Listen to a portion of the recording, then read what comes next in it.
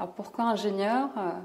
Tout simplement dans un premier temps pour avoir une meilleure situation sociale que mes parents qui m'ont poussé dans les études.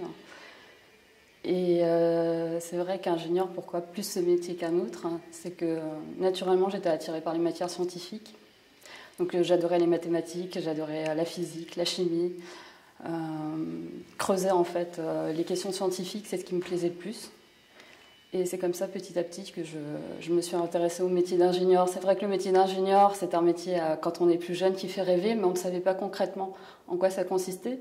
Et au fur et à mesure du temps, à force d'approfondir ces matières et d'affiner un peu son projet personnel et professionnel, c'est comme ça que je me suis orientée vers le métier d'ingénieur. Alors pourquoi Centrale? Parce que tout d'abord, l'école propose un enseignement généraliste. C'est vrai qu'avant de rentrer dans l'école, je n'avais pas forcément l'idée de la matière ou du domaine vers lequel je souhaitais m'orienter. Et aussi pourquoi avoir choisi Centrale, c'était la diversité des cursus qui étaient proposés pour l'enseignement. C'est-à-dire qu'au-delà d'une option qu'il fallait choisir, il y avait différentes options déjà de proposer à l'époque. C'était type mécanique et matériaux, génie thermique, génie marin, génie des systèmes, télécom et informatique.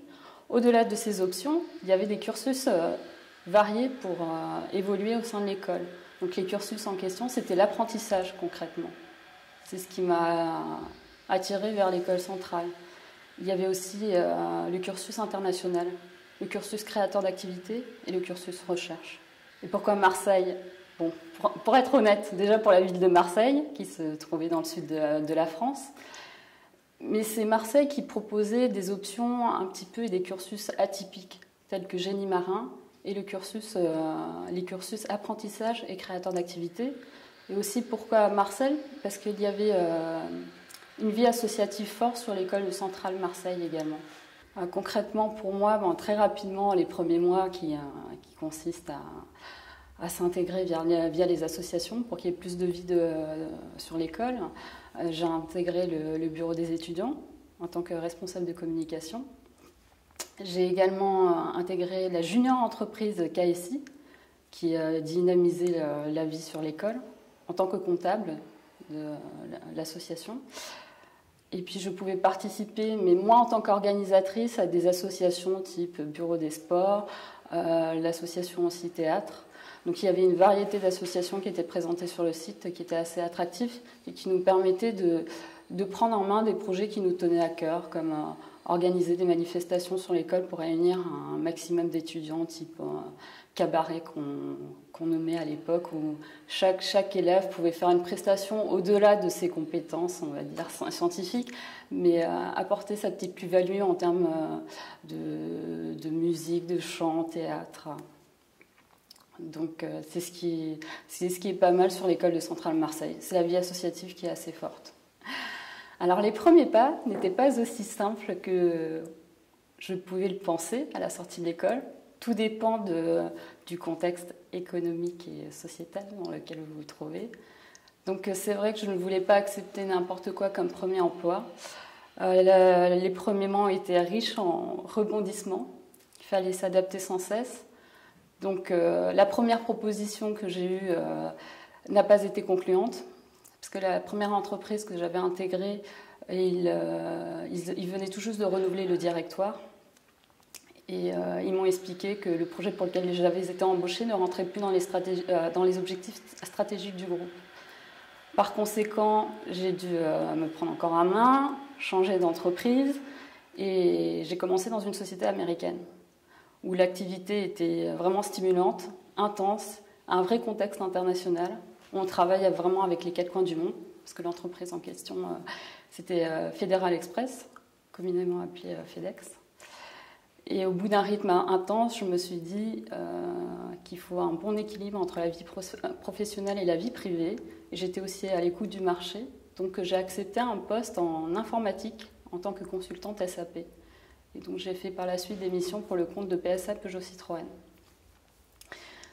Suite à ces expériences, parce que je ne vais pas rentrer dans le détail, ça a été ce parcours comme un tremplin pour moi vers mon poste actuel. C'est-à-dire j'ai eu une première expérience en logistique, des expériences derrière en système d'information, ce qui m'ont permis d'intégrer en fait le groupe Total dans la direction informatique en combinant ces expériences.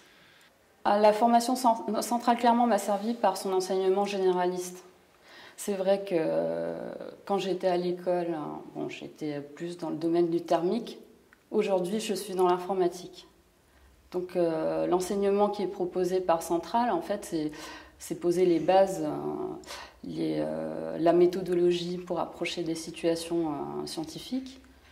Mais ensuite, on les applique et on apprend sur le terrain également. Aujourd'hui, on parle d'ingénieureux.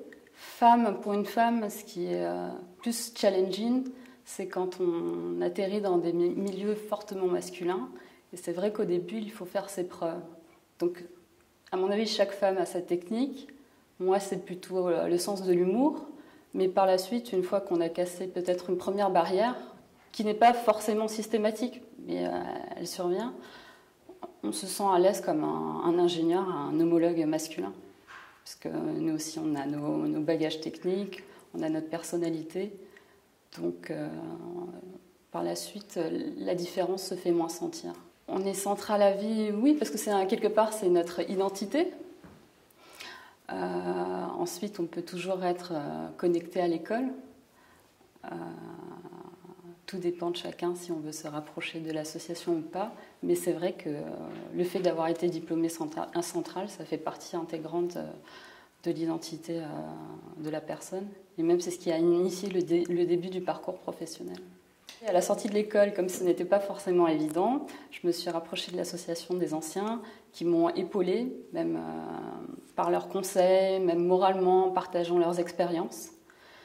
Et c'est vrai qu'ils m'ont accompagnée dans ce contexte d'aide à la recherche d'emploi, mais également des anciens de Centrale m'ont contacté pour participer à des groupes centraliens sur des thématiques bien précises, telles que l'énergie ou les thèmes sur la recherche d'emploi, ou encore des groupes culturels.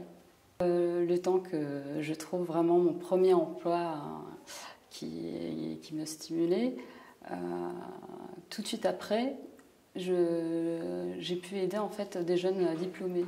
Donc j'avais aidé à l'époque Christian Grouel dans l'association des anciens, qui était sensible à ce sujet de recherche d'emploi. Et comme j'ai eu une expérience en termes de recherche d'emploi, CV, candidature, j'étais prête à aider des jeunes diplômés sortant d'école sur les 2-3 premières années à la sortie.